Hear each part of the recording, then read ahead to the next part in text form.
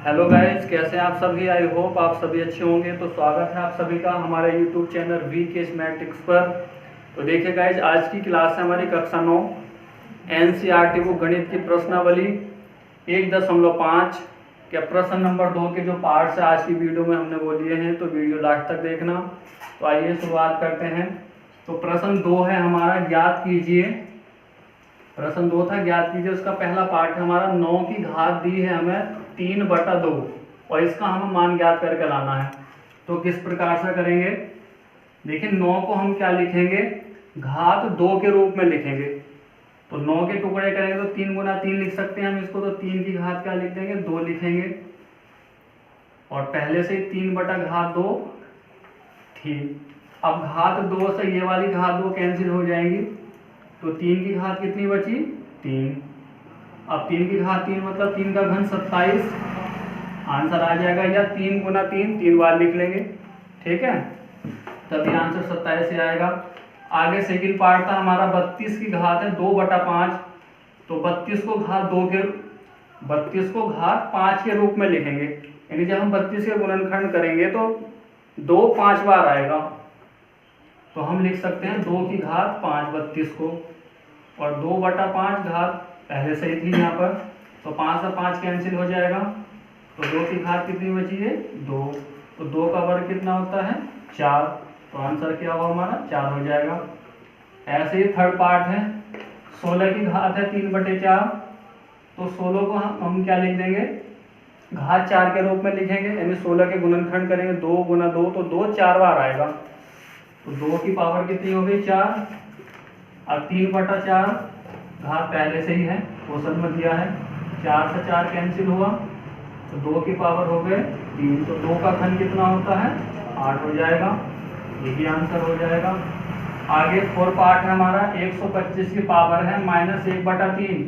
तो 125 को घात 3 के रूप में लिखेंगे। ये जो हर में घात दी हुई है ये वाली, इतनी ही घात के रूप में लिखना है हमें। तो 25 यानी 5 की घात 3 और -1/3, घात 3 से 3 कैंसिल हो जाएंगी, तो क्या बचेगा, 5 की घात -1 ही बचेगा। बटे में तो कुछ रहा नहीं वहाँ पे। अब ये भी सही है, या इसको हम 1 के बटे में लिखेंगे तो ये घात -3 यहाँ पर प्लस हो जाएगी, यही आंसर होगा। आगे थर्ड पार्ट है हमारा सरल कीजिए। इसके भी 4 पार्ट है हमारे, इनको हल करना है और आंसर प्राप्त करेंगे। तो देखिए पहला पार्ट है 2 की घात 2/3 गुना 2 की पावर 1/5। तो देखिए हमने रूल्स पढ़ा था कि जब गुना में आधार समान हो, तो घातें क्या होंगी, आपस में जुड़ जाएंगी। हमने रूल्स पढ़ा था कि गुना में यदि आधार समान है तो घातें हमारी प्लस हो जाएंगी। यही रूल्स हम यहाँ पर लगाएंगे। तो 2 की पावर 2/3 प्लस हो जाएगा 1/5। अब इन घातों को जोड़ेंगे तो 5 की गुना 2 से करेंगे, 5 दूनी 10 हो जाएगा, प्लस, और 3 की गुना 1 से करेंगे तो 3 हो जाएगा, बटे 3 पंजे 15, 10 और 3 कितना हो जाएगा, 13, यानी 13/15 आ गया 2 की घात। यही क्या होगा, आंसर हो जाएगा। सेकेंड पार्ट है इसका। अब देखिए 1/3 की घात 3 और इसकी भी पावर है 7। तो 1 की घात कर लो, कितनी, 1 करो 2 करो, उसका मान 1 ही होगा, तो 1 आ जाएगा ऐसे ही, बटे।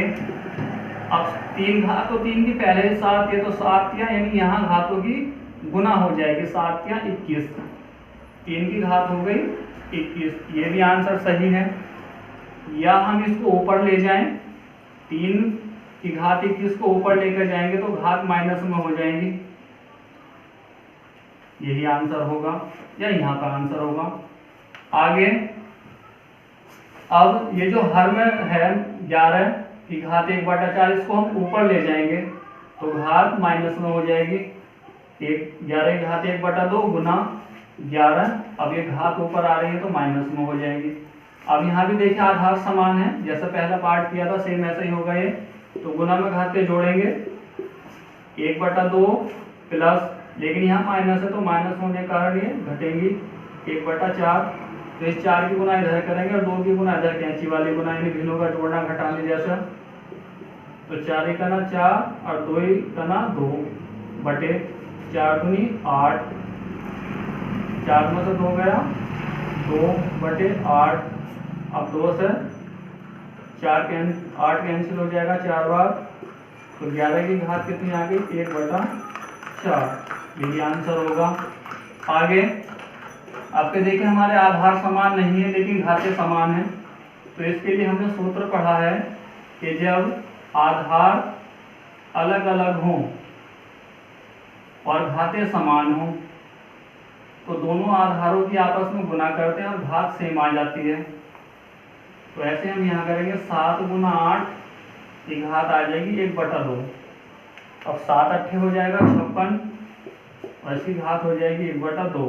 यही क्या होगा आंसर होगा।